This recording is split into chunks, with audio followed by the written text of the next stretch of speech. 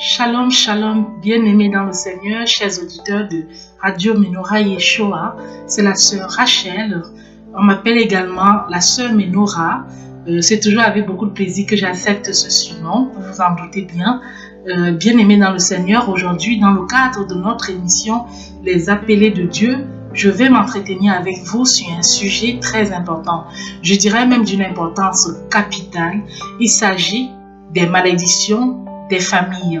Donc des malédictions dans les familles, la loi des séries, les esprits de famille. Bref, voilà autant de formulations qu'on utilise pour décrire la série de malédictions qui peut s'opérer dans une famille où on a l'impression que les choses se répètent, où on a l'impression que voilà, ils connaissent la même souffrance, le même parcours. Ça peut être sur le plan de la santé, ça peut être sur le plan des affaires, ça peut être sur le plan de la mort, les morts précoces, ça peut être sur le plan des séparations, des divorces en série, ça peut être également sur le plan du manque d'ambition, des échecs, ça peut être aussi sur le plan du manque même d'éducation, où dans cette famille-là, les gens n'arrivent jamais à un certain niveau d'études.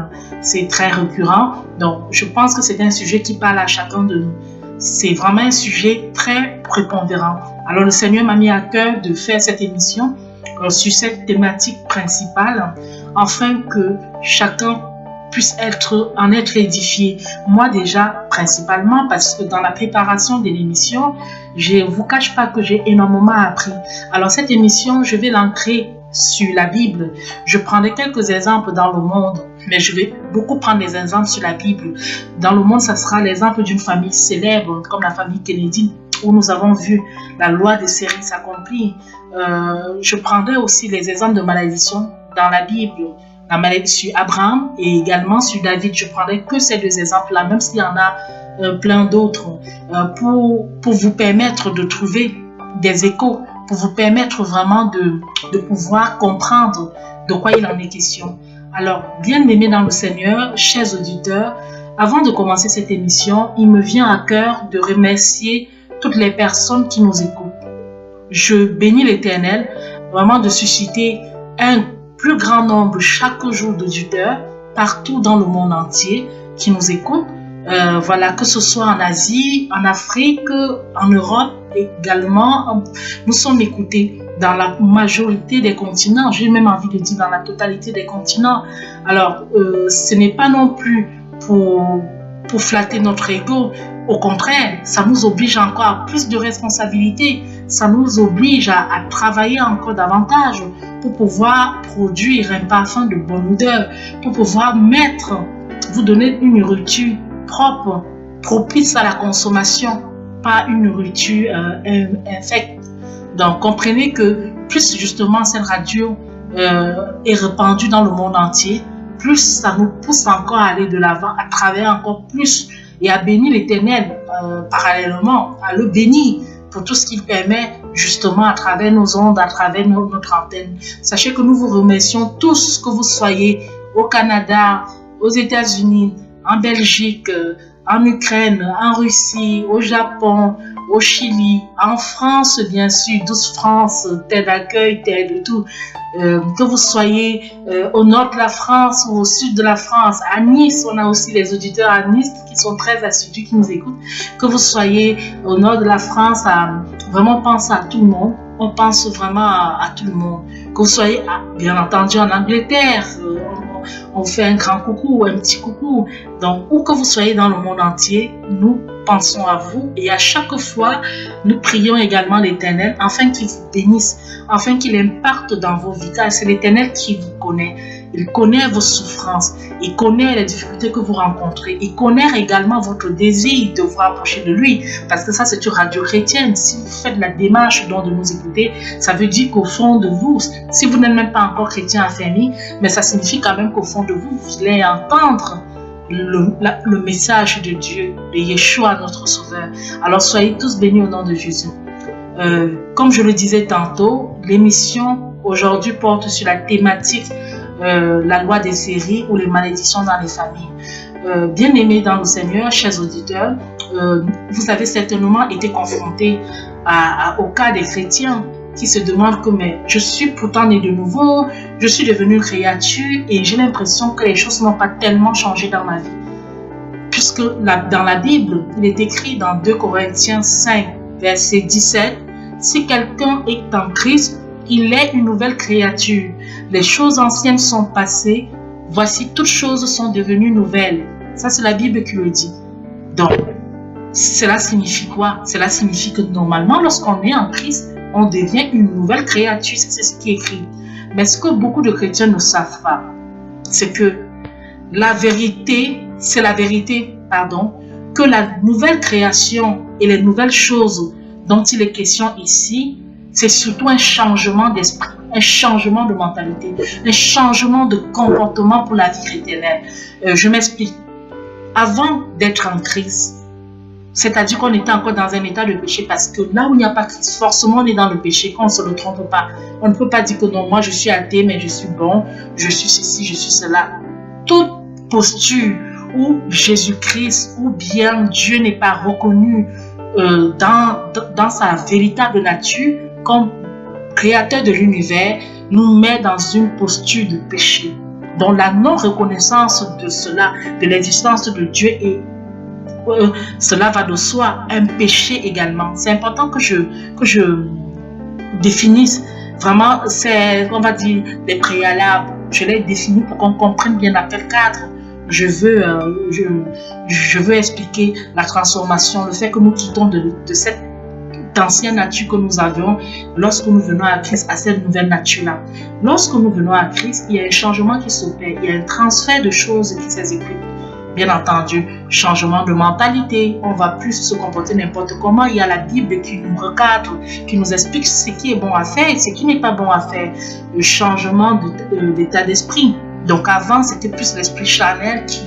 Maintenant, la chair était plus forte dans notre façon d'agir.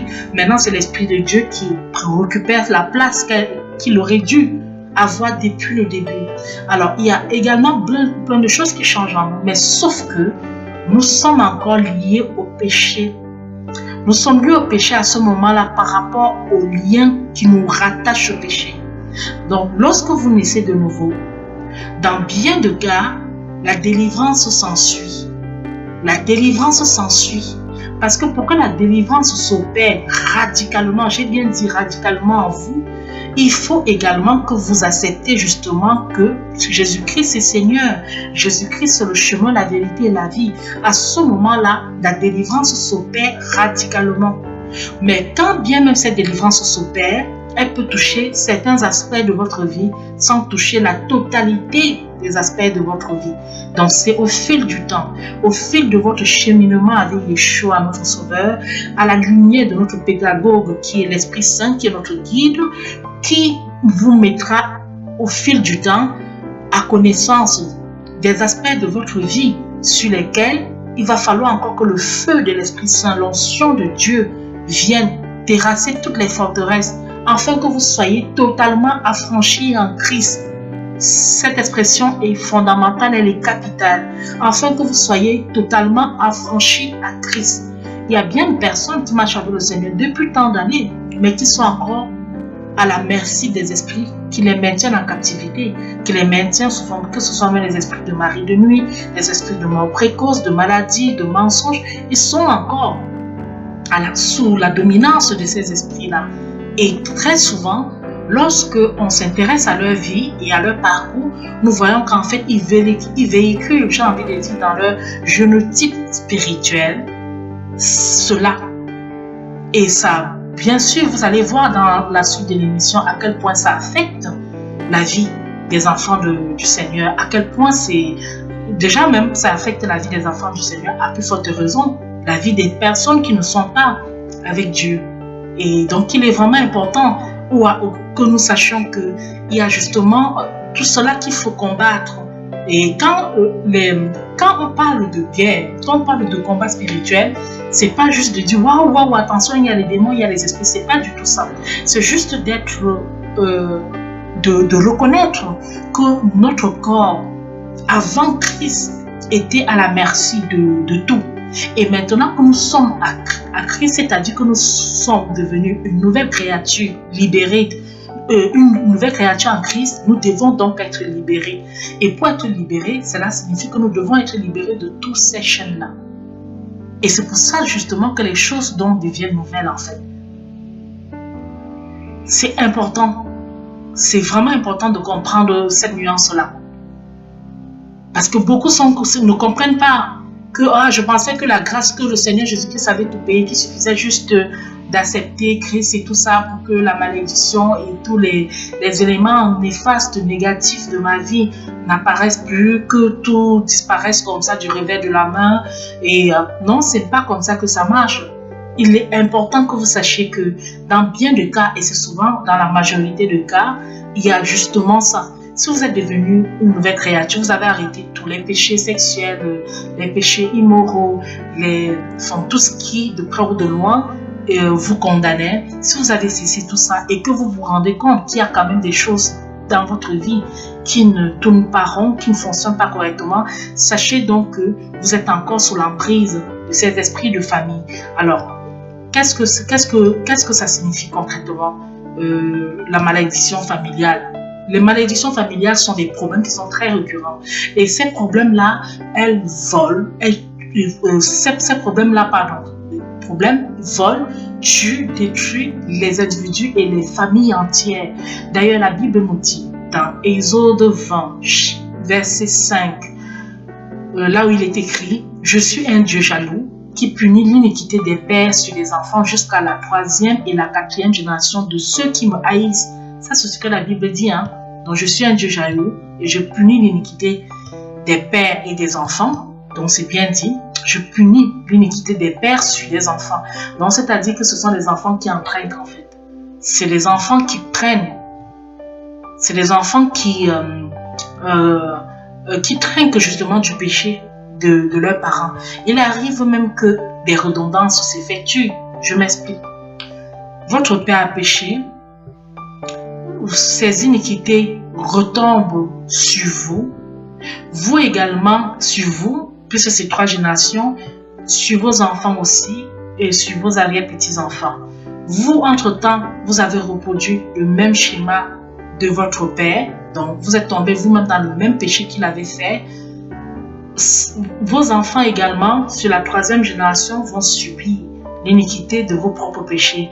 À cela, il y aura les intercessions. Il y aura parmi votre descendance ceux qui vont recevoir la malédiction qui venait de votre père, donc, et qui recevront également la malédiction qui vient de vous, ainsi de suite, ainsi de suite. Donc, c'est vraiment une loi de série. C'est vraiment une loi de série. C'est-à-dire que la 3e génération peut s'allonger jusqu'à la 10e, la 20e. Elle continuera toujours de s'allonger.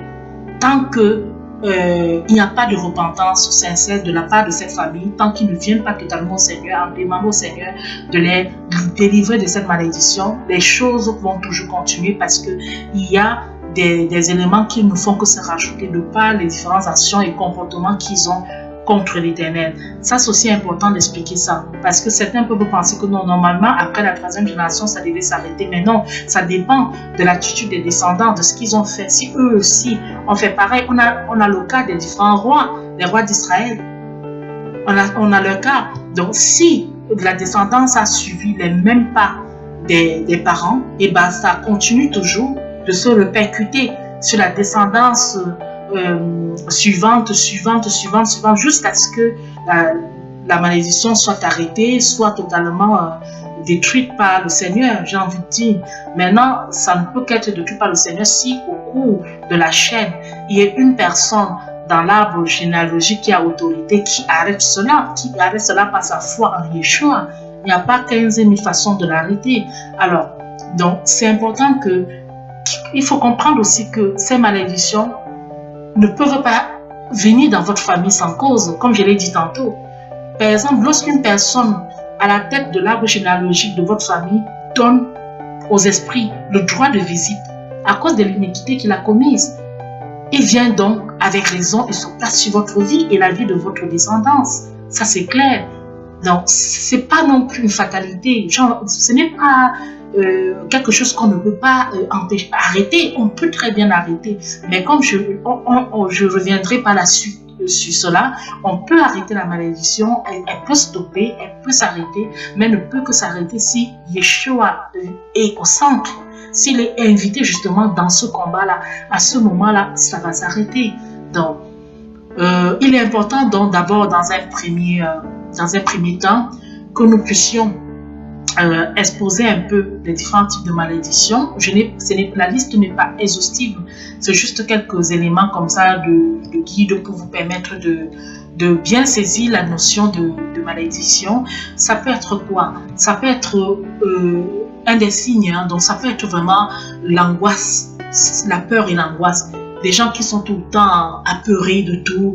Et c'est même dit dans Deutéronome 28, l'Éternel te frappera de délit, d'aveuglement, d'égarement d'esprit. Donc, ça c'est ce que l'Éternel dit comme malédiction. Alors, cette malédiction qui est le fait d'une instabilité émotionnelle, quand le Seigneur nous dit l'Éternel te frappera de délit. Être frappé de délit, ça veut dire être atteint peut-être de démence, c'est ce que ça signifie, donc d'hallucination, de folie, d'habitude insensée, d'aveuglement, donc totalement incohérent. On a aussi des personnes qui sont bipolaires, par exemple, qui ont des comportements variants, des humeurs totalement variantes en fonction d'une période, et parfois c'est très lié à un événement qu'ils ont eux-mêmes également vécu et ils sont devenus totalement bipolaires. Tout ça font partie des malédictions, tout ça font partie. C'est vrai que la science, moi je vous rappelle, je suis scientifique, mais je sais que la science essaie de donner des mots scientifiques aux mots que dont le monde souffre, dont l'humanité souffre. On essaie de voir ces mots de manière rationnelle, mais il y a des choses qui ne sont pas rationnelles, mais qui sont de l'ordre du spirituel. Et à ce niveau-là, il faut aussi utiliser les armes spirituelles pour pouvoir les combattre. C'est vraiment important ce que je suis en train de dire, parce que comment voulez-vous gagner une guerre, gagner une bataille, si vous n'utilisez pas l'arme qui est adéquate à la bataille? Donc, c'est aussi ça qu'il faut se poser comme question. Alors, qu'est-ce que l'aveuglement dans cette malédiction de Deutéronome 28? L'aveuglement, c'est quoi? Ça veut dire tout simplement qu'il y a la confusion, l'indécision. Voilà une malédiction qui est faite pour déclencher un trouble neurologique dans l'esprit de la personne, et pas seulement neurologique mais émotionnel. Je réexplique encore cette malédiction. L'Éternel te frappera de délit, d'aveuglement, d'égarement d'esprit. Deutéronome 28. Donc, si l'Éternel te frappe de cela, ton attitude, ça sera quoi? Ça sera un peu la schizophrénie. Ça fait partie ça prend appui également sur cette malédiction-là, la schizophrénie, la démence, comme je l'ai dit tantôt, la folie, les hallucinations, la bipolarité, la confusion, l'indécision, l'aveuglement. Il y a des gens qui ne peuvent jamais prendre une décision. Ils travaillent sur quelque chose, ils avancent pertinemment sur quelque chose, mais à la fin, il y a toujours un événement qui va se produire et qui va les empêcher d'aller jusqu'au bout. Ils ne prendront pas la décision finale là où normalement tout le monde est censé prendre une décision, et non, ils s'arrêteront à ce niveau-là, ils s'arrêteront à mi-chemin, ils ne prendront jamais de décision. J'en ai côtoyé énormément, mais à ce moment-là, je n'avais pas cette maturité qui me permettait de déceler ce type d'attitude ou de comportement. Si à côté de vous, vous avez des personnes qui agissent avec tous les qualificatifs que j'ai énumérés dans cette première malédiction, priez pour cette personne, invitez cette personne vraiment à demander la repentance de sa famille auprès de notre Sauveur Jésus-Christ, et aussi que cette personne sorte du péché si elle est dans le péché. Alors si elle est née de nouveau, qu'elle prie pour sa famille afin que le Seigneur brise tous ces liens de malédiction là. Alors voilà, lorsqu'on parle dans cette malédiction, j'insiste beaucoup dessus parce que cette malédiction, si on l'éclate, on va voir qu'il y a beaucoup de maladies neurologiques, psychosomatiques, émotionnelles, par exemple la claustrophobie, voilà, la peur de tout et de rien, le mal de mer, le mal d'avion. Il y a tellement de maladies qui sont déclenchées par ça. Je relis encore à ceux qui viennent de me prendre, qui viennent de prendre l'émission. l'Éternel te frappera de délire, d'aveuglement, d'égarement d'esprit. Deutéronome 28, 28. Cette malédiction dans laquelle le Seigneur nous dit ce qu'il fera. Quand il dit « je te frapperai de délit », c'est-à-dire de démence, de folie, d'habitudes insensées, des choses incohérentes qu'on se met à faire sans comprendre. Et il utilise aussi l'aveuglement, c'est-à-dire qu'on devient irréfléchi. On est dans la confusion, dans l'indécision, on ne comprend même pas ce qu'on fait. On bridouille, on fait tout et n'importe quoi. Et également d'égarement d'esprit. L'égarement d'esprit. On peut être dans la schizophrénie, dans l'hallucination. Et d'esprit de peur également, dans les tremblements. Enfin, il y a énormément de maladies qui sont véhiculées rien que par cette malédiction. La liste des maladies, elle est bien plus grande que le nombre de phrases qui sont utilisées par le Seigneur pour décrire cela. De la dépression, ça fait partie de ça. Quand on parle de confusion, la dépression sont quand même les deux principales causes ou alors les principaux indicateurs vraiment de cette maladie-là. Il y a des gens qui sont totalement déprimés, qui ont ou les doubles pensées comme les schizophrènes, qui ont vraiment, et même les personnes qui sont nées de nouveau, qui ont vraiment du mal même à aligner leur vie à la parole de Dieu, à renouveler leur intelligence. Ils ont l'impression vraiment d'être assaillis de pensées, tout est touffu, il n'y a pas de clarté. Si vous êtes dans cette situation, vous qui m'écoutez, si vous êtes dans cette situation, priez l'Éternel afin qu'il vous délivre de cette malédiction-là, qu'il vous délivre de ça. Parce qu'en tant qu'enfant de Dieu, vous ne pouvez plus connaître la dépression, vous ne pouvez plus connaître la confusion, parce qu'il renouvelle votre intelligence. Le Seigneur vous renouvelle l'intelligence. Si vous aviez avant un esprit d'égarement, le Seigneur vous en délivre. Que vraiment, tous ceux qui vont m'écouter, je veux que vous soyez tous bénis à la fin de cette émission, même pendant l'émission d'ailleurs, car c'est une émission qui sera assez longue et riche, et je prie l'Éternel vraiment qu'il vous fortifie. Tenez bon, écoutez-moi jusqu'à la fin.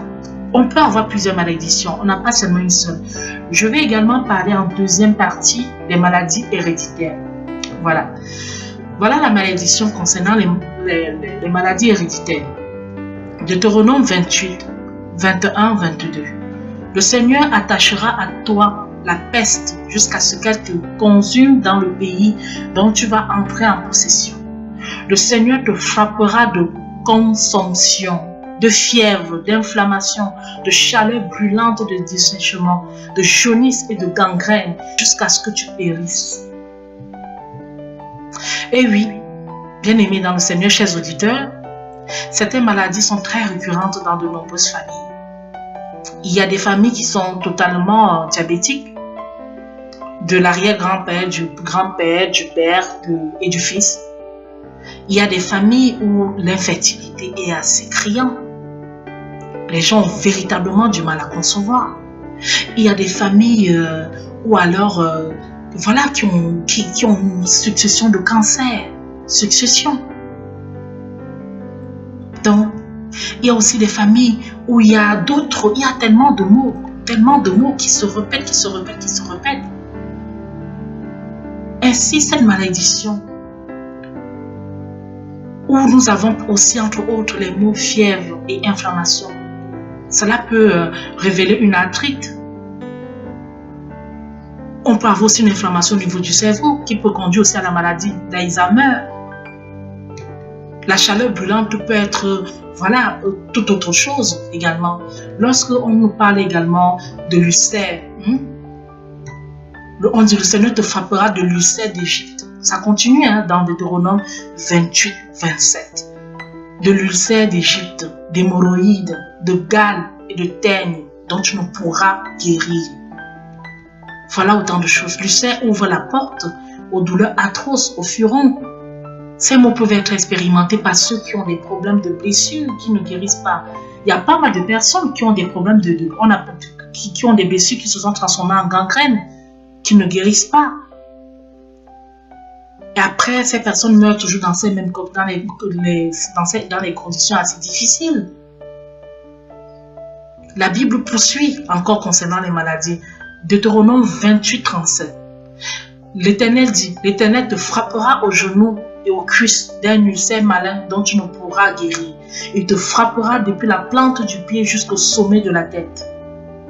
Je précise bien que toutes ces malédictions, encore une fois de plus, ne pensez pas que Dieu regarde comme s'il voit les gens, il leur lance des choses. Pour ceux qui viennent de me prendre, ce sont des personnes qui ont désobéi à Dieu. Ce sont des personnes, comme je l'ai dit au tout début de l'émission, c'est si dans votre famille, il y a eu des personnes qui vous ont précédé, vos ascendants, qui n'ont pas suivi la voie du Seigneur, qui ont fait des choses pour lesquelles c'était une abomination devant Dieu. Sachez donc que je suis en train de vous lister des exemples de malédictions qui peuvent arriver sur les familles. J'ai commencé justement par la toute première malédiction. On a vu la peur, la démence, la folie, la schizophrénie, la dépression, la confusion, l'esprit d'égarement. J'ai ouvert en deuxième partie sur les maladies. Et là, nous sommes au niveau de l'ulcère. On a fait le tour de cette maladie. Alors, dans Deutéronome 28, 35, là, qui peut dire: l'Éternel te frappera aux genoux et aux cuisses d'un ulcère malin dont tu ne pourras guérir. Il te frappera depuis la plante du pied jusqu'au sommet de la tête. Waouh! Depuis la plante du pied jusqu'au sommet de la tête. C'est-à-dire que tu peux avoir un ulcère dont tu ne peux guérir. Ça, c'est ce qu'il dit. Il précise bien que ça sera un ulcère malin. Un ulcère malin, c'est-à-dire quelque chose qui n'est pas facilement détectable. Il y a des personnes qui vont vous dire: ça ne va pas, j'ai mal partout, je souffre. Et ces personnes seront même étonnées que leur entourage n'arrive pas à déceler. Le corps médical même, lui-même n'arrive pas à déceler le mal dont il souffre. J'ai tant reçu des informations de ce type de maladie-là, où des personnes vont me dire: on est allé à l'hôpital, on a fait tous les examens, on n'a rien vu, on a consulté tous les spécialistes, ils n'ont pas été capables d'identifier le mal, de le déceler. Comprenez bien cela, bien-aimés dans le Seigneur. Tout est dans la Bible. Tout est dans la Bible. Voilà ce qui est dit dans Deutéronome 28, 35. Chers auditeurs, écoutez. L'Éternel te frappera aux genoux et aux cuisses d'un ulcère malin dont tu ne pourras guérir. Donc c'est vraiment quelque chose de totalement incurable. Il te frappera depuis la plante du pied, comprenez, depuis la plante du pied jusqu'au sommet de la tête. Donc ça commencera depuis la plante du pied, en fait tout ton corps. Ça signifie que tout ton corps sera envahi par cet ulcère malin. L'ulcère malin, c'est-à-dire indétectable. Voilà ma compréhension que je fais. Quelque chose qui ne sera pas facile à identifier et qui complexifiera la guérison. D'ailleurs, c'est même dit dont tu ne pourras pas guérir. C'est dit.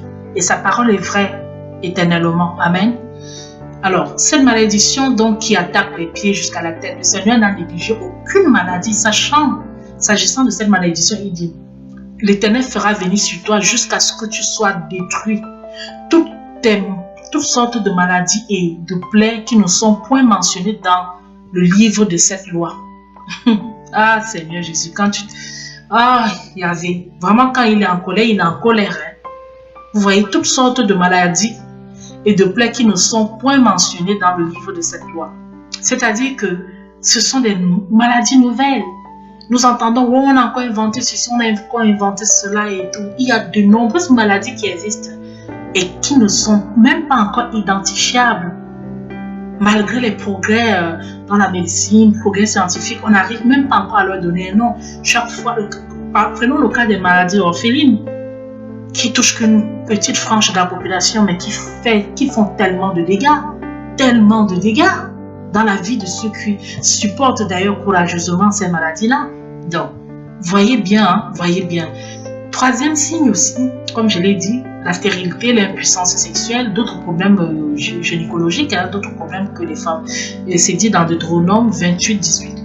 Le fruit de tes entrailles, le fruit de ton sol, les portées de ton gros et de ton menu bétail, toutes ces choses seront maudites. Eh oui, c'est dit.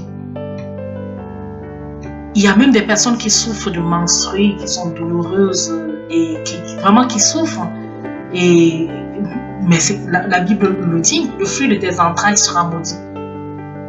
Sachez que entrailles en hébreu signifie bétail, c'est-à-dire ventre, ou sein, poitrine, abdomen. Donc lorsqu'on parle du ventre, on fait aussi allusion forcément à la reproduction. On ne peut pas parler d'entrailles sans penser à la reproduction. Et ça peut être de toute nature, cette malédiction. Ça peut toucher les troubles, les problèmes hormonaux, ça peut toucher les dérèglements, les dérèglements de l'organisme, hein, totalement, des personnes qui, voilà, qui auront des fibrons, d'autres également qui auront des infections, ou alors même la stérilité, les fausses couches, ça touche tout. Les kystes, les tumeurs, problèmes liés à la vessie, problèmes d'infertilité, problèmes de reins, de dialyse. Et oui, et oui, et oui. Donc c'est une malédiction qui ne s'adresse pas qu'aux femmes, mais s'adresse également aux hommes, comme je l'ai dit tantôt. Alors, allons à la quatrième signe,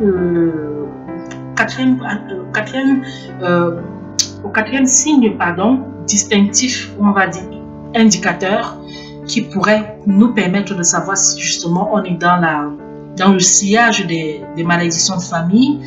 On a également les familles qui sont brisées, le divorce.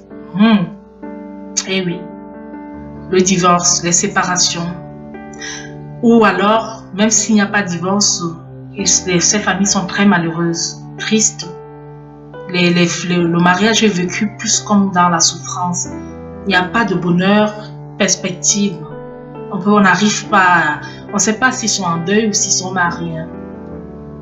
Alors cette malédiction se manifeste sur plusieurs plans, y compris le divorce bien sûr, la famille qui se divise, qui se recompose, qui se divise, qui se recompose, qui se divise, les mésententes dans les relations, les familles qui se dispersent, les fiançailles même qui sont brisées, le manque de communion, les familles même qui sont ensemble mais qui n'arrivent même plus à communiquer, le mari qui n'arrive pas à communiquer avec la femme qui ne communique pas avec son mari, les enfants qui sont au milieu de tout ça, les enfants qui sont soit délinquants, soit eux également introvertis, livrés à eux-mêmes.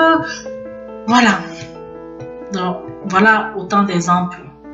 La parole de Dieu dit dans Deutéronome 28:30, voilà la malédiction par rapport à ça. Tu auras une fiancée et un autre homme couchera avec elle.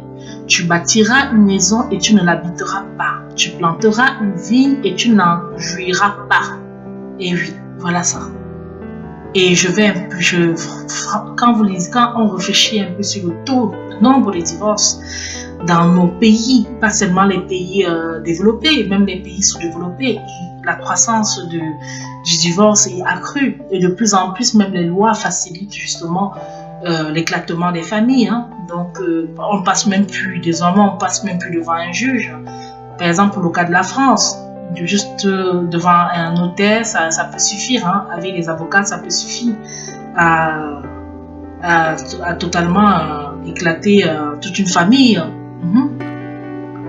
On peut voir même on peut voir comment les familles sont tellement éclatées et ces familles-là, ça frappe les délinquants aussi à la longue. Les enfants qui ne sont pas suivis par les parents, c'est clair que leur trajectoire sera un peu difficile. Ce n'est pas tous qui seront délinquants, c'est encore heureux, Dieu merci pour tout. Mais ça affecte. Alors, et bien entendu, quand on se dit, on peut poursuivre la malédiction sur Deutéronome 28:32. Tes fils et tes filles seront livrés à un autre peuple. Tes yeux le verront et languiront tout le jour après eux, et ta main sera sans force. On continue, verset 41. Tu engendreras des fils et des filles, et ils ne seront pas à toi, car ils iront en captivité. Les iniquités des parents visitent les enfants, ça c'est sûr.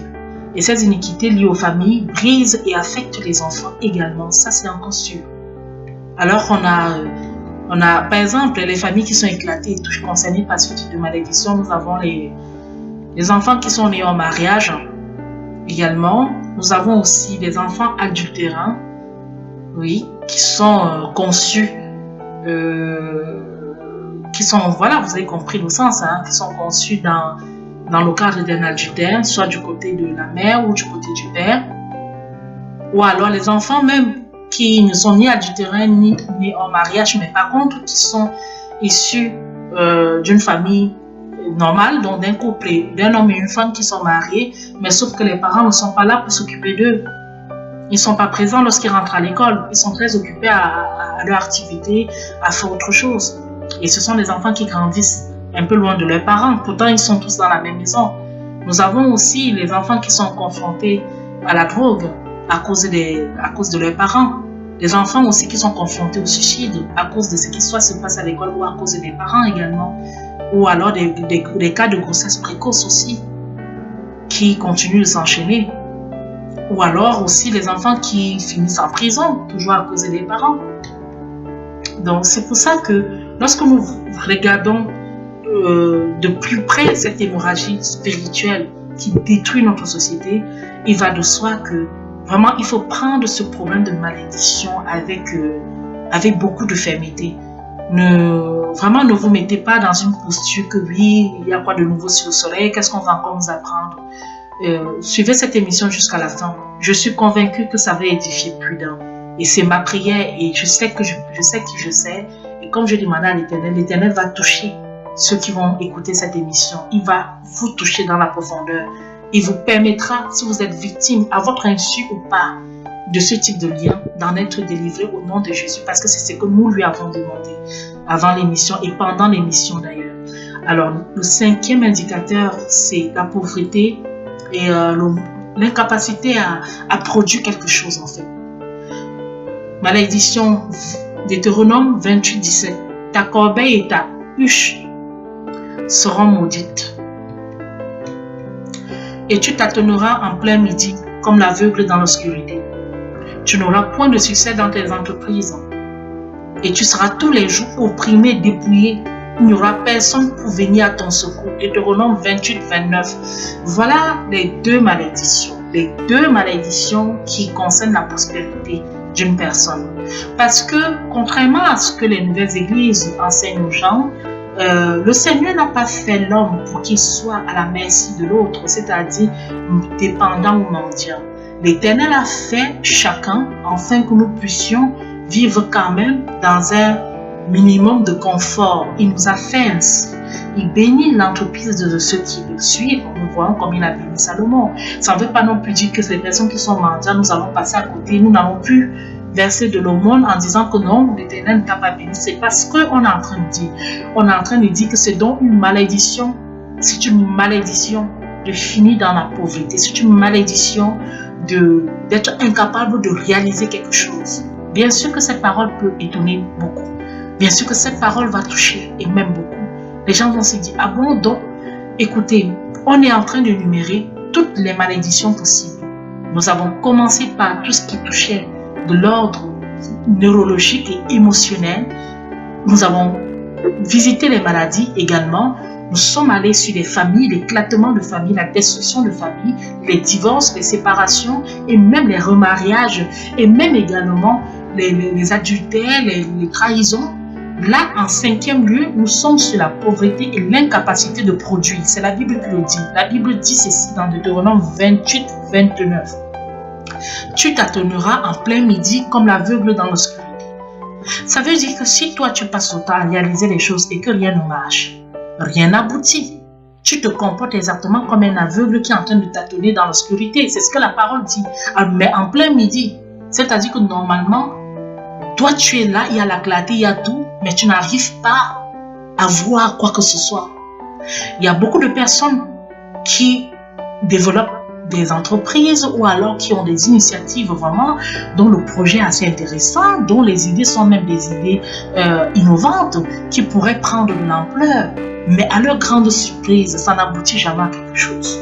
Quelques instants plus tard, ça s'arrête. Ils ne sont pas capables de vous expliquer pourquoi. Mais c'est comme ça. Alors, plus loin, la Bible dit, tu n'auras point de succès dans tes entreprises. Ça, c'est ce qui est dit. C'est-à-dire que même si tu vends du matin jusqu'au soir, 24 heures sur 24, ça ne te produira jamais quelque chose de significatif. Puisque la parole de Dieu complète en disant, tu seras tous les jours opprimé, donc tu seras toujours en souffrance. Et elle complète encore comme si ça ne suffisait pas. Elle dit, tu seras dépouillé.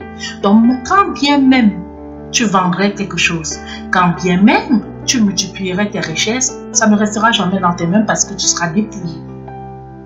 Dans tous les cas, tu en seras dépouillé. Et il n'y aura personne pour venir à ton secours. Ça, c'est la malédiction de la parole. Alors, si vous êtes concerné par ça, si vous êtes également concerné par des difficultés que vous avez rencontrées lorsque vous mettez en place des structures, des initiatives, vous avez l'impression que vous vous donnez à 100%, vous bossez, vous travaillez nuit et jour. À côté de vous, il y a des gens qui prennent un envol, un essor très grand, mais vous êtes toujours en train de piétiner. Vous avez même l'impression d'être toujours dans un cycle de recommencement, de recommencer. Arrêtez à un moment donné, priez l'Éternel, qui se repentez, vous, au nom de votre famille auprès de Dieu, et vraiment suivez notre Seigneur Jésus-Christ, et cette malédiction sera totalement brisée, et les entreprises que vous allez désormais mettre en place connaîtront un plein essor. Ça, c'est ce qui est dit dans cette malédition-là. Alors, poursuivons. Cette malédiction, donc, comme je l'ai dit, elle touche les finances. Donc, elle touche la production. Parce que la production véhicule, bien sûr, la richesse. Alors, quand vous êtes sous l'influence de cette malédiction, vous êtes totalement incapable de produire des richesses. Donc, vous ne pouvez même rien épargner. C'est-à-dire que même si vous n'êtes pas un entrepreneur, vous pouvez être même un salarié. Mais tout ce que vous recevez comme argent, après, comme salaire, malheureusement, est gaspillé. Vous ne pouvez pas mettre de côté. Vous ne pouvez pas avoir une ambition même de bâtir. C'est-à-dire que avoir un plan d'épargne, mettre juste de côté et après accumuler l'argent qu'il faudra, peut-être pour vous acheter une maison ou un appartement, enfin, un lieu de vie. Malheureusement, vous ne pourriez pas. Vous ne pouvez pas fonctionner sur ce schéma-là parce qu'il vous est impossible de penser à ce type de choses car vous êtes sous l'emprise de cette malédiction. Combien de personnes reçoivent un salaire et partent dans les mauvaises vies, avec les mauvaises compagnies, certains passent leur temps à dilapider leur richesse, que ce soit dans les boîtes de nuit, ou alors dans les bars, ou alors auprès des nombreuses maîtresses, jusqu'à ce que la fin du mois arrive, ils n'ont plus rien. Et quelquefois même vos enfants sont affamés. Votre épouse n'a pratiquement rien, alors que vous gagnez gros, vous touchez beaucoup d'argent, mais malheureusement, ça ne produit jamais de fruits autour de vous. Les personnes qui vous entourent ne bénéficient pas de ça. Vous êtes même à la merci des factures impayées. Vous êtes, voilà, même poursuivi par les débiteurs, poursuivi par les... Vous êtes en fait esclaves. Vous êtes des débiteurs qui sont esclaves de leurs créanciers. On peut poursuivre dans la Bible. La Bible dit, pour n'avoir pas au milieu de l'abondance de toutes choses, servir le Seigneur ton Dieu avec joie et de bon cœur. Tu serviras au milieu de la faim, de la soif, de la nudité, de la disette, de toutes ces choses, tes ennemis que le Seigneur enverra contre toi. Il mettra un joug de fer sur ton cou jusqu'à ce qu'il t'ait détruit. Deutéronome 28, 47, 48. Ne nous amusons pas avec l'affaire de Dieu. Ne nous amusons pas avec cette affaire. C'est une affaire très sérieuse. Ne négligeons pas le Seigneur dans notre vie et ayons la crainte de l'Éternel. Voilà une série de malédictions potentielles ou alors qui sont même déjà dans la vie de plein de personnes qui m'écoutent en ce moment. Alors, sachez donc que cette malédiction a pour but de vous briser. C'est ce que c'est dit. C'est ce que c'est dit. Or, mais il n'est pas trop tard, comme je n'arrête pas de dire, ce n'est pas une fatalité. Vous pouvez encore empêcher cette malédiction de vous submerger totalement. Comme c'est dit dans 2 Corinthiens 9, 8, et Dieu peut vous combler de toutes sortes de grâces, afin que possédant toujours en toutes choses de quoi satisfaire à tous vos besoins, vous ayez encore en abondance pour toute une bonne œuvre. C'est ce que la parole de Dieu le dit. Alors, sachez donc que la pauvreté, ce n'est pas d'avoir ce que tu as besoin pour faire la volonté de Dieu et d'accomplir son plan dans ta vie. Une personne sous cette malédiction va gaspiller, gâcher tout ce qu'elle possède jusqu'à ce qu'elle soit endettée et devienne esclave du créancier. Je veux dire, ça ne veut pas dire que lorsqu'on est pauvre, il faut vraiment que j'explique cette notion-là. Parce que pour peu que les gens interprètent mal, souvenons-nous de la veuve qui est venue donner comme offrande tout ce qu'elle possédait. C'était une femme pauvre, mais qui était totalement bénie de Dieu. Bénie de Dieu parce que cette femme avait la compréhension du fait que Dieu était tout ce qui lui était cher. Elle n'a pas hésité à vider tous ses fonds de tiroir pour lui faire plaisir, c'est-à-dire pour lui verser une offrande. Une personne pareille n'a rien à envier à toutes les personnes qui ont. Donc sachez que lorsqu'on parle de pauvreté, il faut aussi regarder d'un point de vue intellectuel, puisque ces personnes sont en fait à la merci de l'ennemi qu'ils servent, comme c'est dit dans cette malédiction-là. Donc, ne soyez pas dans les candidats potentiels à la honte et aux humiliations. Parce que normalement, lorsque vous êtes béni en Dieu, vous n'êtes même pas focalisé sur les richesses matérielles, mais sur l'accomplissement du but divin, en s'appuyant sur les commandements de Dieu. Donc, normalement, c'est ça notre mission, c'est notre partage. Donc, normalement, qu'on est en Christ, que nous soyons bénis matériellement ou que nous n'ayons très peu, nous savons qu'il pourvoit en toutes choses. Et le plus important pour nous, c'est de gagner le royaume des cieux. Cependant, si nous ne sommes pas avec lui, ou si nous sommes sous couvert de cette malédiction, bien qu'étant avec lui, il va falloir briser. Il va falloir la briser. Le manque de vision aussi fait partie, le manque d'ambition et de trajectoire. Deutéronome 28, 29. Tu tâtonneras en plein midi comme l'aveugle dans l'obscurité. Tu n'auras point de succès dans tes entreprises. Je l'ai déjà lu. Et tu seras tous les jours opprimé, dépouillé. Il n'y aura personne pour venir à ton secours. Il y a des personnes que j'ai rencontrées dans ma vie qui n'avaient aucune vision claire de leur vie. Ils avaient un projet, ils commencent un projet, après ils arrêtent, ils recommencent un autre, ils arrêtent, ils recommencent. Ils ne peuvent jamais avoir un programme. Si vous faites même un programme avec eux, ça n'aboutit jamais parce qu'ils ne sont pas organisés, ils ne sont pas ordonnés, ils n'ont pas de planification. Ils sont juste conduits comme ça par les circonstances, un peu comme le courant, comme le vent qui les conduit à moi et à vous comme ça. Si vous avez une vie qui ressemble à une vie déséquilibrée, c'est-à-dire que vraiment vous êtes plutôt conduit par les vents, par les flots, par la mer, partout. Vous vivez en fait une vie désœuvrée. C'est une vie désœuvrée. À partir de ce moment-là, vous devez absolument comprendre que non. Il y a quelque chose qui ne tourne pas rond. Il y a quelque chose qui ne va pas. Pourquoi je ne suis pas aussi comme ça et comme ci, comme ci. Et à ce moment-là, vraiment priez l'Éternel qui vous aide.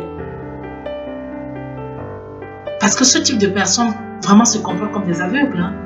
Et ces personnes sont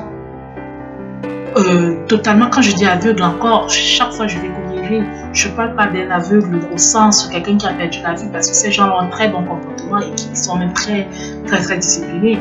Mais je veux dire comme des personnes qui n'ont pas de guide, qui sont totalement à l'aveuglette, qui n'ont pas du tout de guide.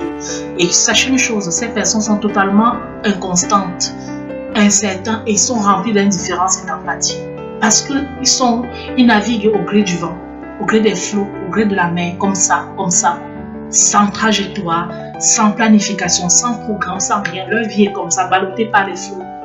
Et oui, c'est aussi ça. Alors, je vais m'arrêter à la 7e quand même, qui est l'esclavage et la limitation. Deutéronome 28, 43, 44. L'étranger qui sera au milieu de toi s'élèvera toujours plus au-dessus de toi. Et toi, tu descendras toujours plus bas. Il te prêtera et toi tu ne prêteras pas. Il sera à la tête et toi tu seras à la queue. Donc on peut voir avec même l'histoire du monde entier, l'histoire de l'esclavage qui a sévi dans le monde. Et on a vu comment effectivement cette malédiction assez forte, où c'est bien dit, il s'élèvera au-dessus, toujours plus au-dessus de toi, toujours plus au-dessus de toi. Et toi tu descendras toujours plus bas. Il te prêtera et toi tu ne lui prêteras pas. Il sera à la tête et tu seras à la queue. Donc prions vraiment l'Éternel pour l'humanité. Prions l'Éternel. Il y a des peuples qui ont été victimes de ça. Et prions l'Éternel afin que vraiment il y a des familles également qui sont victimes de ça. Dans une famille, il n'y a pas de lumière. Il n'y a pas de personne qui émerge. Ils sont toujours là à quémander. Ils sont toujours là à supplier. Même quand ils font n'importe quelle initiative, ça n'aboutit pas à grand chose et tout. Et ils sont toujours là comme ça. C'est le même cycle. Alors prions l'Éternel. Si vraiment vous êtes victime de tout ça, il faut vraiment prier l'Éternel afin que notre Seigneur qui est bon, qui est compatissant, puisse venir en aide. Alors moi je vais commencer par citer un peu les cas où effectivement il y a eu dans le monde entier le cas de la loi des séries, là, de malédiction dans les familles. Je vais commencer par je vais commencer par la famille Kennedy. Oui, c'est la célèbre famille Kennedy. Donc je vais commencer par pour que vous puissiez bien comprendre à peu près le cas de cette famille. Je ne vais pas citer tous les événements tragiques qu'a connu cette famille, mais le but n'est pas non plus de la diaboliser ou de la considérer avec condescendance ou de manière méprisable, loin de là. Mais je veux juste, c'est une mise en évidence de la loi des séries, parce que c'est une famille qui a justement été tellement victime de cette loi des séries qu'il est qu'il faut vraiment comprendre comment ça fonctionne. Nous avons en 41, par exemple, Joseph A. Kennedy, frère du président JFK Kennedy. Lui, son frère meurt à 29 ans dans une explosion de son avion. Alors, en 1948, Kathleen Kennedy, la sœur du président JFK, meurt dans le crash d'avion en compagnie de son maman. En 1955, Ethel Kennedy meurt dans un crash d'un petit avion. En 63, JFK, président de l'US, est violemment assassiné, bien sûr, en public et devant la foule, devant tout le monde. Un an plus tard, encore dans un avion, là, Edward Kennedy s'en sort miraculeusement dans un accident d'avion. En 67, le frère d'Ethel Kennedy, donc Ethel c'était déjà la personne qui était morte dans un crash d'avion, son frère, lui, va périr dans un avion. Malheureusement, il n'aura pas la même chance que Edward. En 68, Robert Kennedy, le frère du défunt président, puisque Kennedy était mort en 63, est à son tour assassiné en public. En 69, Ted Kennedy fait un accident de voiture, il est au volant, sa femme, dont une Kennedy par alliance du mariage, décède également. Paniqué, lui prend la fuite. En 73, le fils de Robert fait un accident, il conduisait, sa copine est grièvement blessée et lui s'en sort. Donc, je peux continuer, on peut continuer jusqu'à même 2012. Je vais sauter certains événements parce que là, on n'a pas. L'émission bientôt va tirer à sa fin. Là, on sera bientôt en deuxième partie de l'émission. Donc, on marquera rapidement une petite pause tout à l'heure. Alors, la deuxième épouse de Robert Kennedy également en 2012 va se suicider. Donc, nous avons une série de malédictions, hormis même ces accidents, ces morts violents que la famille Kennedy a connus, la loi de série et tout ça là. Nous avons également, ils ont souffert de l'alcoolisme également. Plusieurs membres de leur famille en ont été victimes de l'alcoolisme. Alors, donc il arrive souvent, c'est important lorsqu'on veut comprendre les liens de famille, de faire un peu une petite radioscopie de la famille. Et de regarder un peu peut-être 20 années en arrière, même 30 années, voire 50 années si on peut. Donc comment regarder, ça dépendra aussi de votre âge et surtout l'âge à laquelle vous êtes devenu un peu plus mature. Vous regardez un peu en arrière, vous examinez les comportements, les traditions, vous regardez s'il y avait Dieu ou pas dans cette famille. À partir de là, vous pouvez comprendre certaines choses et voir dans quelle mesure vraiment vous en défaire et surtout le plus tôt possible. Alors, donc il est important que même si on est chrétien né de nouveau, même si nous servons l'Éternel, tant que la source n'est pas révélée et fermée, tant que le péché n'est pas confessé, tant que la chaîne de la malédiction vraiment n'est pas connue, elle ne s'arrêtera que à la génération convenue dans le monde invisible. Donc pour ce qui est de la vie éternelle, Dieu va nous l'accorder. Comprenez bien, ça c'est un point très capital aussi.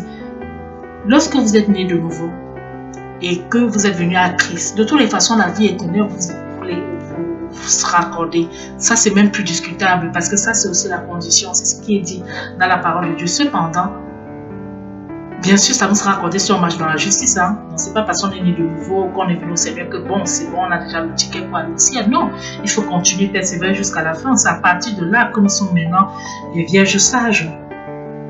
Cependant, la malédiction que votre père, votre mère, votre grand-père, votre grand-mère ou votre arrière ou vos ancêtres ont fait rentrer dans la famille, vous n'y échapperez qu'en brisant énergétiquement l'autel de Baal sur lequel ils vous ont consacré. C'est important ce que je suis en train de dire. Et vous-même aussi, vous allez briser ce que vous allez transmettre à vos enfants aussi. Il y a des familles où l'inceste continue de père, de mère en fils. Ça continue toujours. Ça ne s'arrête pas. Ou les cas de viol, ça ne s'arrête pas parce qu'il y a déjà cette nouvelle sémence qui est là. Alors, lisons en Juge 6, les versets 25-26. Dans la même nuit, l'Éternel dit à Gédéon, prends le jeune taureau de ton père et un second taureau de 7 ans, renverse l'autel de Baal qui est à ton père et abat le pieu sacré qui est au-dessus. Tu bâtiras ensuite et tu disposeras sur le haut de ce rocher un autel à l'Éternel ton Dieu. Tu prendras le second taureau et tu offriras un holocauste avec le bois de l'idole que tu auras abattu. Ce n'est qu'à ce prix que Dieu revient poser la main de la délivrance sur toi. Vous voyez à quel point c'est important, bien aimé dans le Seigneur, vraiment de saisir cela, cette possibilité que le Seigneur vous offre justement. Non seulement vous-même vous faites sur vous-même, mais sur toute votre famille également. Nous avons le livre également de Josué au chapitre 7 qui nous relate justement une défaite surprenante qu'ont subi les Israélites face au peuple de Haï, juste après avoir vaincu la puissante Jéricho. Pourquoi dans cette défaite, la Bible déclare que Josué déchire ses vêtements et tombe face contre terre? Pourquoi nous as-tu fait passer le Jourdain pour nous livrer aux mains des Amoréens? Comment Dieu agit-il pour nous amener Josué à résoudre ce problème? Il ne lui promet pas la victoire, mais le ramène d'abord à la source. Il dit bien, Israël a péché, ainsi ils ont enfreint l'alliance que je leur avais prescrite. Oui, ils ont mis une part de l'interdit, ils en ont même volé, même dissimulé et même mis dans leur bagage. Vous voyez? Donc réfléchir à la source, à la source de la série de malheurs qui frappent ta famille. Trouve-la, dénonce-la et repens-toi au nom du coupable. Même s'il est mort depuis longtemps, combat-la, combat cette source. Lorsque Josué a vu le malheur s'abattre dans la famille, il s'est lamenté devant Dieu, mais l'Éternel n'a pas aimé cette attitude. Quand la malédiction est là, que le diable inflige une série de malheurs, il ne sert à rien de se lamenter, car Dieu ne décidera pas de te libérer tant que l'alliance avec les ténèbres perdurera. L'Éternel a dit à Josué, lève-toi, qu'est-ce donc? Tu tombes face contre terre. C'est ce qu'il dit. Autrement dit, ce n'est pas le moment de te lamenter quand il y a une autre chose à faire. Donc ce n'est pas à pleurer que oui, je ne sais pas pourquoi nous on n'arrive jamais à se marier, pourquoi on n'arrive pas à accoucher, pourquoi on a toujours tous ces malheurs-là, on n'arrive pas, on ne progresse jamais. Il y a des gens qui ont pris notre chance, ce sont des gens n'arrêtent pas de dire ça. Il y a des gens qui ont confisqué toute notre chance et tout. Mais cesse de te lamenter et de mentir même d'ailleurs. Mets-toi à genoux et invoque l'Éternel qui te claire sur les sources de cette série qui frappe de malheur ta famille. Et l'Éternel te répondra. Mets-toi en vaillant guerrier, en soldat. Demande-toi pourquoi il y a les morts précoces, pourquoi les gens n'arrivent pas à atteindre 30 ans, les hommes, personnes n'arrivent pas à atteindre un certain âge dans votre famille, il faut toujours qu'ils décèdent. Combat au plus haut, bats-toi. Alors, c'est important de savoir, de connaître tout ça là, c'est vraiment important. Alors, il est aussi important il y a quelque chose aussi qui me plaît à vous dire, c'est que à chaque fois, la plupart du temps d'ailleurs, quand Jésus-Christ était face à des maladies, à certaines maladies, il ne s'attaquait pas à la maladie, hein, encore mon plaît. Il disait très souvent tes péchés te sont pardonnés, car c'était les péchés qui étaient dans la source des tourments. Il partait à l'essentiel, c'est-à-dire qu'il partait à la source. Au lieu de voir les gens remplis de fièvre, il dit oh, elle a la fièvre et tout, comme les médecins le font, elle a la fièvre, elle fait quelle température, bon, sa fièvre va. Non! Il disait tes péchés te sont pardonnés. Donc il délivrait cette personne directement de la source qui causait justement cette malédiction donnée par la maladie, manifestée à travers cette maladie. Et on a Matthieu 9, les versets 4 et 6. Et Jésus, connaissant leurs pensées, dit, pourquoi avez-vous de mauvaises pensées dans vos cœurs? Car lequel est le plus aisé de dire tes péchés te sont pardonnés, ou de dire lève-toi et marche? Or, afin que vous sachiez que le Fils de l'homme a sur la terre le pouvoir de pardonner les péchés, lève-toi, dis au paralytique, prends ton lit et va dans ta maison. Matthieu 9, 2. Jésus, voyant leur foi, dit au paralytique, prends courage mon enfant, tes péchés te sont pardonnés. Donc le pouvoir de la délivrance vient du pouvoir également du pardon des péchés. C'est très important. C'est très important. Or, je vais revenir sur les exemples bibliques comme je l'ai dit. Mais je reviens juste après la pause. Donc, on va marquer rapidement une très courte pause et puis je reprendrai l'émission juste après la pause. À tout de suite.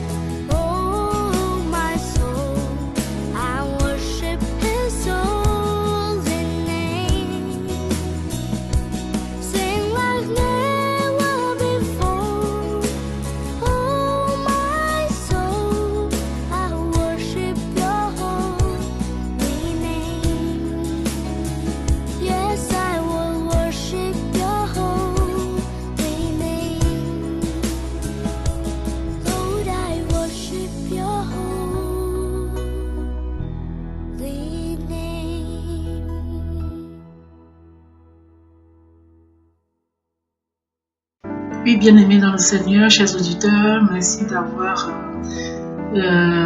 gardé l'antenne, de nous avoir témoigné de votre fidélité. Donc, comme je le disais tantôt, nous sommes en train, en cette deuxième partie de l'émission, nous sommes en train d'aborder le thème assez important qui concerne les malédictions dans les familles.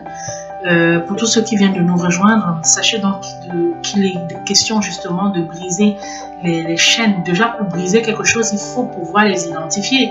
Il faut pouvoir savoir que ça existe.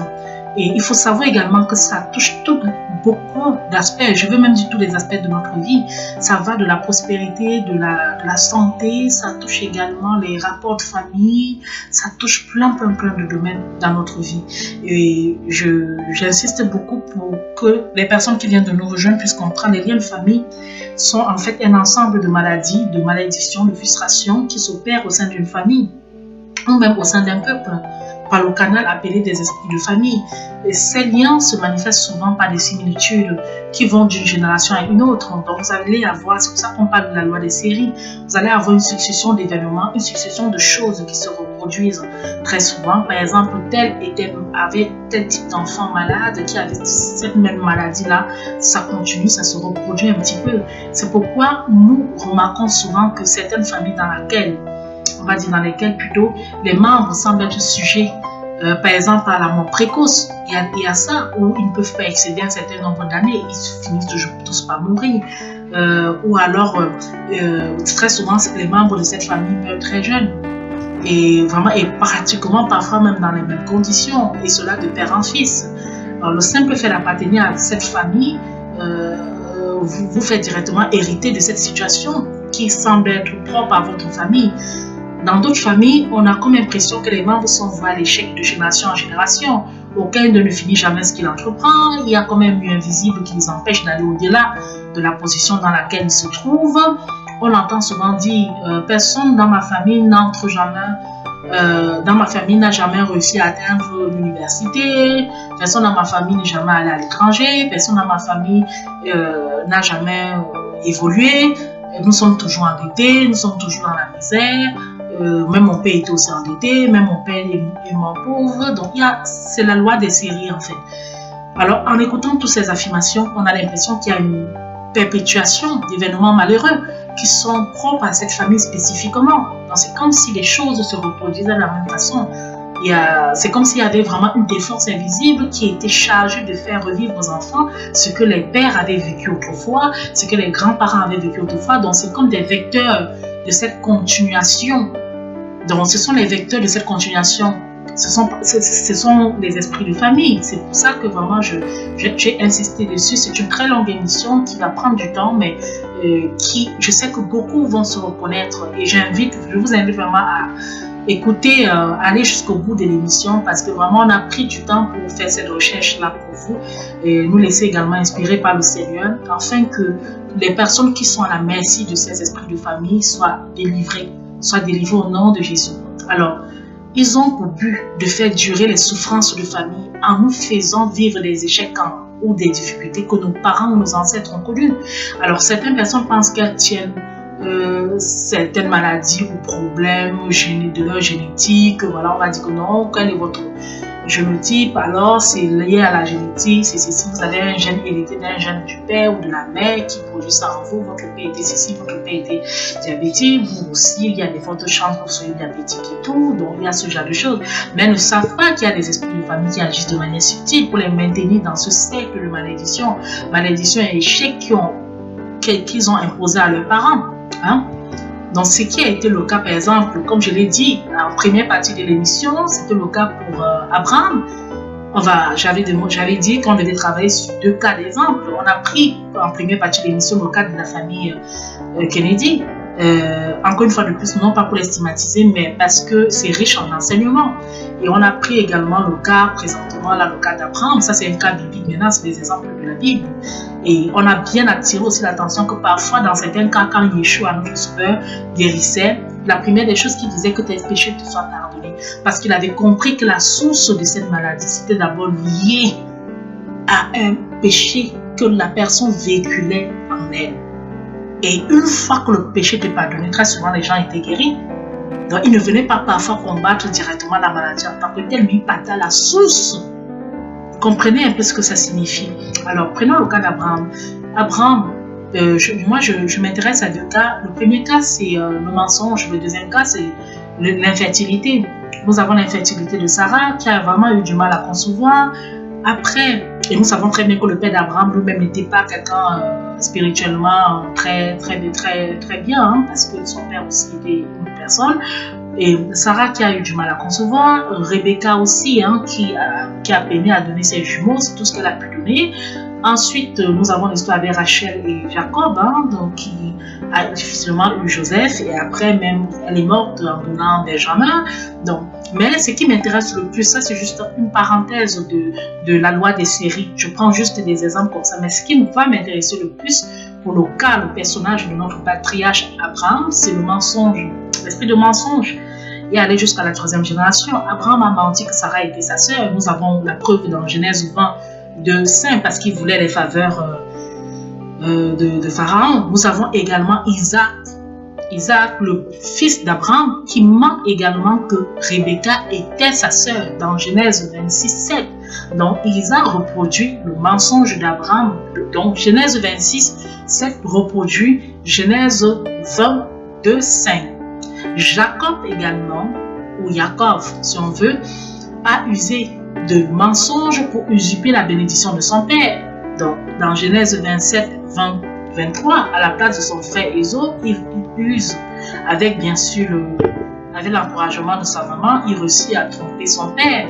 Hein? Donc, pour cette famille, le mensonge était donc une plaie qui se propageait de père en fils.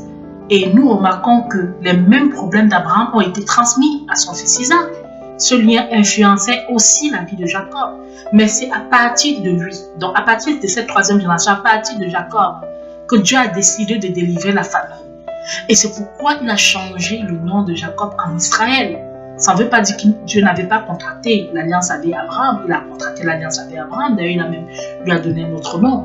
Mais c'est important qu'il était même déclaré juste et ami de Dieu. Mais c'est pour ça qu'on est en train de dire aux gens que le fait que tu naisses de nouveau, le fait que tu crois en Dieu, en Jésus-Christ notre Sauveur, et que tu marches selon les voies de la justice et selon les préceptes qu'il nous a mis à disposition à travers sa sainte parole, te garantissent la vie éternelle. Cependant, pour autant, si tu ne pries pas et demandes l'aide du Seigneur qui te délivre de ces liens de famille, tu restes à la merci de ces liens-là, de ces malédictions-là. C'est important ce que je suis en train de dire.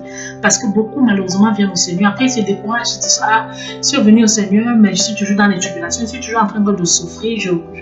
Rien ne marche pour moi. Je ne sais pas. C'est l'ennemi, c'est l'ennemi, c'est l'ennemi. Regardez dans la Bible, on ne parlait pas trop de l'ennemi. Hein.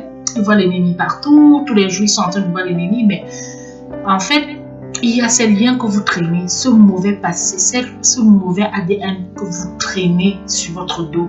Ces malédictions que vos ascendants ont eues et que vous-même par votre attitude, vos iniquités aussi, vous avez fait retomber sur vos enfants. Et c'est pour ça que les enfants doivent être également demander leur délivrance, et etc. Alors, le Seigneur a changé le nom de Jacob en Israël pour marquer un nouveau départ en tamponnant sur Jacob. Pas maintenant, tu t'appelleras, puis ainsi tu vas t'appeler maintenant comme ça. Et c'est comme ça qu'il marque un nouveau départ. Prenons un deuxième exemple dans la famille de David, qui était influencé vraiment par l'immoralité sexuelle. Hein. Nous avons déjà le père qui a commencé avec l'adultère qu'il avait commis et même le meurtre provoqué de Uri, ce soldat fidèle à son service. Dans 2 Samuel 11, les versets 2 et 4, la Bible nous relate cela. Nous avons également son fils Amon qui a commis l'inceste avec sa demi-sœur Tamar. Donc 2 Samuel 13, les versets 10 et 14. Nous avons Absalom, fils de David, qui a couché avec les femmes de son père et ceux devant le peuple pour marquer encore l'humiliation. 2 Samuel 16, les versets 22. Ce même Absalom qui voulait prendre également la suite de son père, c'est-à-dire qui voulait récupérer la royauté de son père et qui est même mort d'une mort très violente. Nous avons aussi Salomon dans sa vieillesse, hein, qui a eu à cœur de détourner, qui a eu le cœur détourné de Dieu. Hein. dans sa vieillesse, je précise bien, à cause de quoi? À cause des femmes. C'est bien dit dans 1 Roi 11, versets 1 et 7. Et en voyant justement, lorsqu'on voit ces deux familles, on comprend que ce n'était pas l'intervention de Dieu, si ce n'était pas vraiment le miracle de l'Éternel, elles étaient soumises à des forces invisibles, des esprits de famille qui se chargeaient de transmettre des malédictions de père en fille. Lorsqu'on dit qu'il est là pour détruire, ça veut dire que lorsque les familles ont été contre Dieu, les gens vont se dire, mais qu'est-ce que les familles ont fait? Alors ça touche de tout, tous les aspects. Ça touche le cultisme, ça touche la rébellion vis-à-vis de Dieu, ça touche aussi plein d'aspects. Je reviendrai un peu plus loin. Alors, quelle est l'origine des esprits de famille? Chaque famille a un passé, d'accord? Chaque famille a un passé. Un arrière-plan qui peut être défini comme le fondement de celle-ci. C'est le socle sur lequel est bâti son présent et son futur. Mais il est important de savoir que tout ce qui nous arrive en bien ou en mal a une origine. Bien sûr que tout don vient de Dieu. Ça, c'est clair que le Seigneur, voilà, tout ça là. Les esprits de famille dont il est question sont issus très souvent de notre mode de comportement, d'action que nous avons eu. Et avec ce monde ténébreux, ça peut être les adorations, ça peut être les traditions, pour ceux qui sont très ancrés dans les traditions ancestrales, les rituels que les gens font et tout ça là, et justement qui les conduisent. Ou alors les personnes même demandent protection auprès des autres dieux, les aministes. Par exemple, si vous avez des parents qui étaient aministes, qui avaient d'autres dieux qu'ils servaient, qu'ils honoraient. Et voilà, au jour d'aujourd'hui, ils ont passé leur temps à servir ces dieux et maintenant, ces dieux leur demandent justement de nous détruire. Ils réclament à la descendance suivante justement cela. Alors les esprits de famille sont souvent des messagers des destructeurs, donc des sorciers. Ce sont vraiment les messagers des sorciers de nos familles, donc c'est-à-dire les personnes qui sont pas en Christ dans nos familles, qui sont spirituellement, négativement spirituels. Ils ont pour but justement, ils utilisent ces esprits-là, ils utilisent justement ces personnes pour nous empêcher de suivre le chemin de Dieu que le Seigneur a tracé pour nous. Mais ils nous obligent aussi à revenir en arrière afin de les adorer. Donc c'est pour ça qu'ils ont des employés, les ouvriers au sein même de notre famille qui vont justement les aider à mettre en place tout leur plan, qui est justement de vous ramener en arrière afin que vous puissiez les adorer et aussi de vous détruire. Alors la Bible nous éclaire en un sens par l'exemple de Pharaon, qui lorsqu'il s'est rendu compte qu'il n'aurait plus d'esclaves pour construire son pays et que les Juifs étaient sortis pour adorer leur Dieu, a décidé de les ramener de force. Exode 14, les versets 5 et 8, à son service. Et de même, il existe dans nos familles des esprits qui tiraient profit de notre ignorance et nous soumettant à leurs œuvres. Certaines méchantes personnes de nos familles qui veulent nous empêcher de vivre heureux, de nous maintenir veulent nous maintenir dans la malédiction. Alors ces esprits les envoient détruire nos vies afin de nous obliger à revenir à leur adoration, à l'adoration de nos ancêtres. Mais celui qui est en nous est plus fort, alléluia, et s'oppose à eux, c'est Jésus-Christ, notre Sauveur. Donc vous allez voir dans certaines familles des personnes qui ne sont pas très croyantes ou pratiquantes, qui sont là justement, qui sont les messagers de ces vecteurs, de ces esprits-là, et justement qui vont vous perturber, tourmenter. Vous allez accuser tel oncle, telle tante et tout, mais c'est plus que ça. C'est bien au-dessus d'eux-mêmes d'ailleurs. C'est bien aussi au-dessus d'eux-mêmes. Eux, ils sont que, on va dire, les messagers des canaux par lesquels ces esprits s'engouffrent pour vous atteindre. Mais c'est bien au-dessus de tout ça. Alors, comment est-ce qu'ils opèrent? Bon, les esprits de famille agissent de manière très subtile, ça il faut savoir. Ça peut être les pensées méchantes, les calomnies, les médisances, les fausses accusations, les paroles négatives, les divisions et les querelles, les accusations de tout bord, de tout vent. Alors, parmi même ces paroles négatives, sachons que la langue au pouvoir de la bénédiction ou de la malédiction, ça c'est quelque chose qui est vraiment dans Proverbe 18, verset 21, il est dit: la vie et la mort sont au pouvoir de la langue. Donc, évitons donc de prononcer des paroles vraiment négatives contre quiconque. Elle risque fort bien de produire ce à quoi nous ne nous attendions pas. L'adage dit par exemple que les paroles s'envolent, mais les écrits restent. C'est limite à une vérité superficielle. Ça, c'est limite. Spirituellement, c'est tout le contraire. Car si vous insultez, il y a de fortes chances qu'elle s'en souvienne toute sa vie. Et que diriez-vous donc que vos paroles s'étaient envolées. Non, elles ne s'envolent pas. Hein. Ces personnages bibliques ne sont-ils pas grands devant Dieu? Par exemple, Abraham est grand, dit l'Éternel. Toutes les nations seront bénies sur la terre par lui. David, au dit de l'Éternel, est l'homme selon son cœur. Pourquoi donc ne les a-t-il pas protégés des malédictions? Donc faisons attention. Faisons attention dans ce que nous disons. Hein. Alors, ce qui est aussi important, c'est que la mauvaise sémence, hein, la malédiction, comme on a dit, ça peut toucher toute chose. Donc, moi, je parlais des paroles négatives, mais il y a des choses qui sont aussi très intéressantes, c'est aussi l'attitude des personnes qui ne sont pas présentes avec le Seigneur. Donc, par exemple, pour les paroles négatives, lorsqu'un père dit à son enfant, tu seras toujours bon à rien. Donc voilà, il le dit comme ça, sous le coup de la colère et tout, mais quelquefois ça prend effet, et très souvent ça prend effet parce que il vient sans le savoir de donner droit à un esprit de honte de suivre son enfant toute sa vie. Où qu'il aille, quoi qu'il fasse, cet enfant se sentira toujours inutile, voire rejeté, car il sera combattu par cet esprit à qui son père a donné la permission de le combattre. Hein.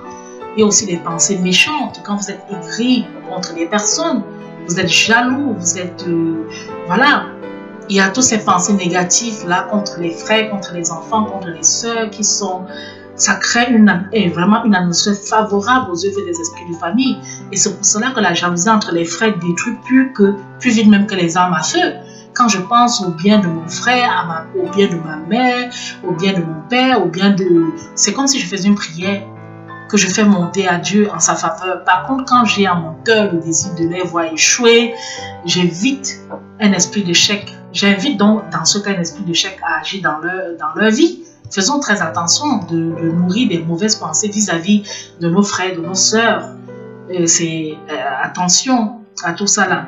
Alors, il y a les querelles, les divisions dans les familles où il y a l'amour, la paix et l'entente. Bien sûr que l'Esprit de Dieu s'y trouve, mais lorsque vous êtes dans les familles où il y a des climats de confusion, de division, d'infiltration et des intrigues de toutes sortes, ça, il n'y a pas la place. La place de Dieu est assez... S'il y a même la place de Dieu, c'est assez mince. Hein. Il y a aussi l'ignorance des parents, parce que l'Éternel dit, faute de connaissance, mon peuple périt. Donc l'ignorance, c'est vraiment un grand voile qui couvre ceux qui en sont esclaves. Être ignorant dans un domaine donné vous expose aux escroqueries, aux pièges relatifs. Il y a beaucoup de parents qui ont exposé leurs enfants, qui ont condamné leurs affaires sans savoir, parce que ces parents consultaient les diseurs de bonne aventure, ils partaient chez les sorciers, ils partaient chez les marabouts comme ça en demandant protection, ils participaient aux rituels de tradition, à certains rites et tout ça, en se disant que non, il faut qu'ils fassent ça pour que leurs enfants soient bénis. Donc il y a cette ignorance-là qui a été entretenue justement par ces esprits de famille, ou quand ils veulent même s'en détacher, on leur dit non, il faut faire ci, parce que si tu ne fais pas ça, la malédiction va tomber sur ton enfant, alors que c'est le contraire.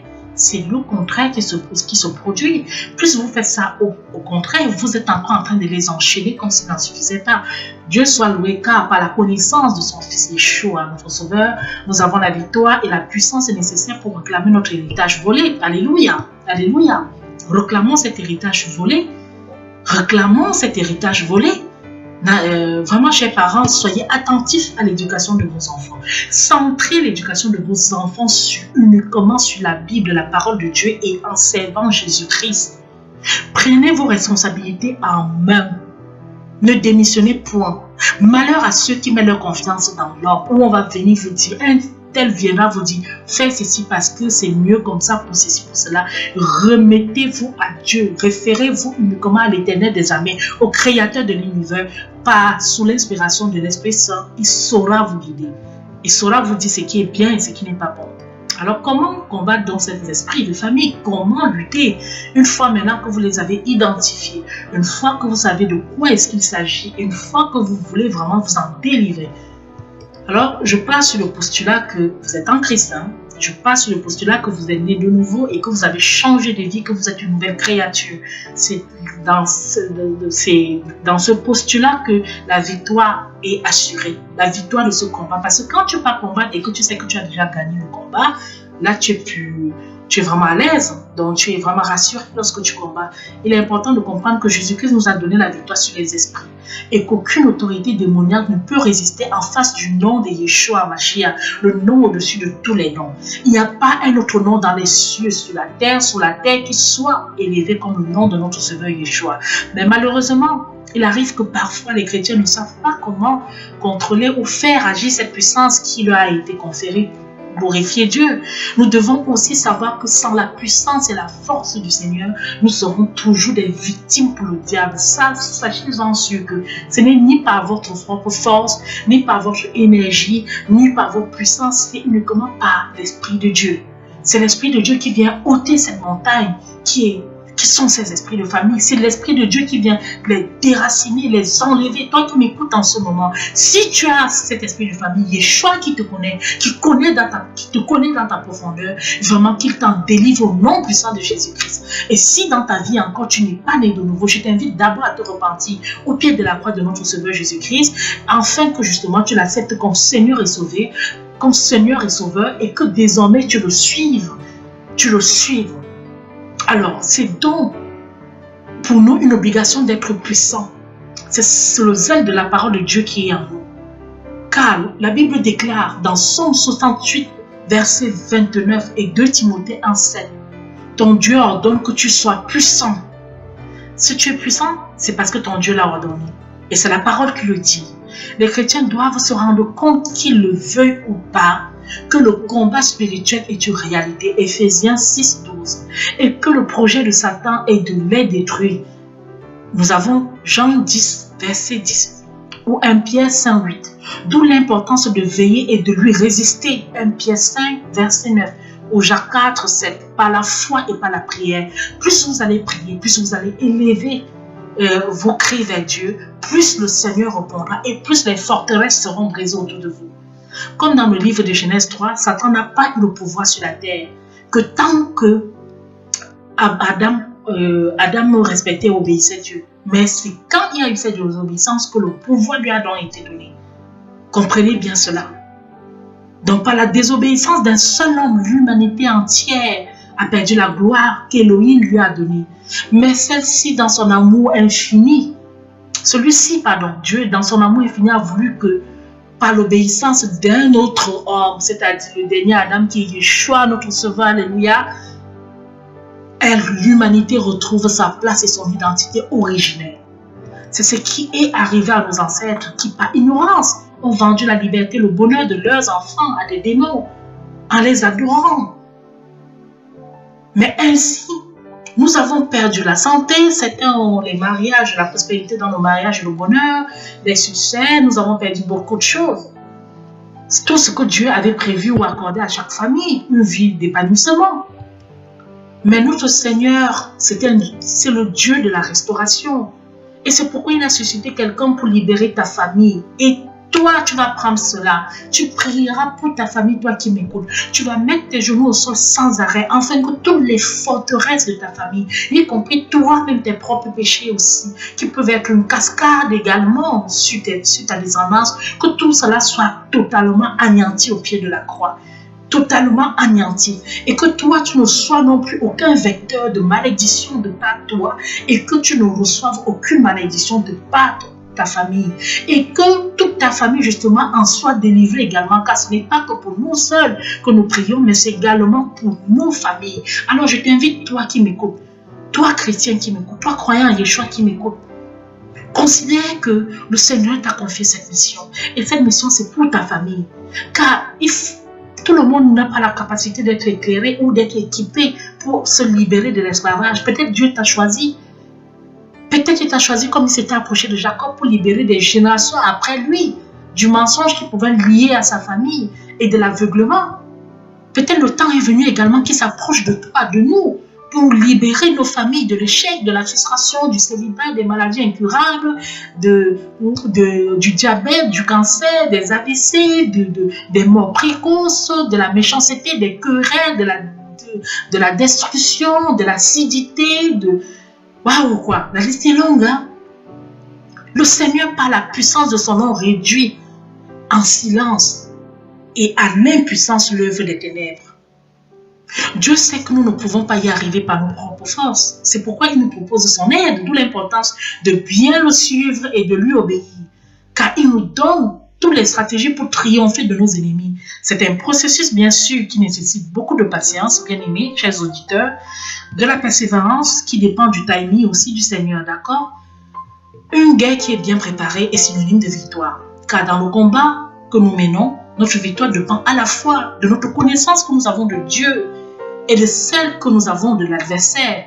Je voudrais vraiment, bien aimé dans le Seigneur, qu'à travers cette prière, cette exhortation qui ressemble beaucoup plus à une prière qu'une exhortation, que vous puissiez saisir justement toutes les armes et les outils par la puissance du nom de notre Sauveur Yeshua, afin que vous vous mettiez en rang pour pouvoir justement détruire toutes les forteresses. Vous pouvez être toute une famille, des anciens de l'église et des pasteurs, ça n'empêche que vous ayez ces liens de famille. Vous pouvez être toute une famille de personnes qui croient en ça, ça n'empêche que vous ayez encore ces esprits de famille qui continuent de vous assujettir. Je lève l'Éternel encore, je prie l'Éternel, afin que toutes les personnes qui vont m'écouter et qui ont ce problème-là dans leur famille, dans leur propre vie, en soient totalement délivrées au nom puissant de Jésus. Et que vous venez témoigner de cela. Que l'Esprit vous saisisse, l'Esprit de notre Sauveur Jésus-Christ, l'Esprit de Dieu, du Créateur du ciel et de la terre. Nous ne marquons pas ton sceau éternel des armées. Nous ne marquons pas la puissance même de ton nom. Afin que toutes les personnes qui vont nous écouter à travers ces radios, nous voulons les émissions de vie, Seigneur. Nous ne voulons pas conter des histoires. Nous ne voulons pas tout simplement vous raconter l'histoire de la Bible, raconter l'histoire des personnages. Nous voulons que cette prédication soit vivante, qu'elle prenne vie en vous par la puissance de l'Esprit Saint, afin que vous en soyez totalement dépouillés. Il y a des familles où effectivement il y a des cycles d'adultère qui se répètent. Le père était comme ça, le fils est comme ça, ça continue. Il y a des péchés également sexuels.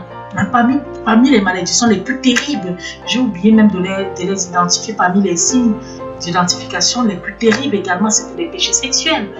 Des familles où il y avait des mélanges, un certain nombre de choses qui étaient une abomination pour l'Éternel. Et après, en cascade, il y a beaucoup de malédictions autour de l'inceste, du viol et beaucoup de choses qui vont arriver en série. Éternel, l'occultisme qui peut provoquer aussi des morts précoces, qui peut provoquer beaucoup de choses. Seigneur, prends ton épée et combat à notre place, Seigneur Jésus-Christ. Yeshua Mashiach.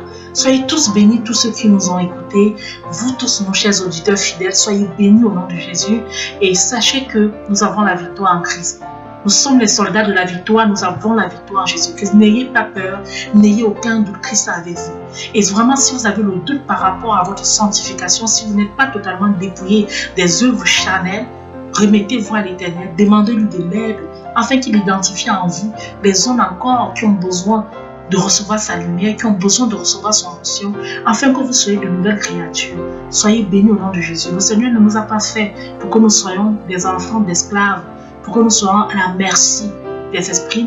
Il nous a rendus libres, il nous a libérés de la captivité qui autrefois nous faisait vivre dans les ténèbres pour nous ramener à la lumière. Yeshua est vivant, il a triomphé de la mort par la résurrection, vraiment, pour nous montrer que oui, il avait le pouvoir sur la mort également, la mort qui sera jetée dans les temps également, ainsi que toutes les autres créatures qui seront jetées dans les temps de feu, n'aura plus de pouvoir bientôt sur vous, lors de son avènement, ou alors quand vous rentrez, quand vous allez vers le Père dans le repos. Soyez bénis au nom de Jésus. Continuez cette œuvre, continuez cette belle œuvre que de servir l'Éternel des armées. Continuez, battez-vous avec vos faiblesses, avec vos forces, avec vos handicaps, que le Seigneur qui est juste, il vous le rendra selon sa justice. Selon sa justice, car il triomphera toujours de tout ce que l'ennemi a voulu causer sur votre chemin. Soyez confiants dans l'amour que Dieu a pour vous et ne doutez jamais. Soyez bénis au nom de Jésus-Christ. Vous êtes toujours à l'écoute de Radio Menorah Yeshua, la chaîne de réveil pour l'édification du peuple de notre Sauveur Yeshua. C'était la sœur Rachel, appelée encore en ce nom la sœur Menorah. Pourquoi pas? Soyez tous bénis. À bientôt.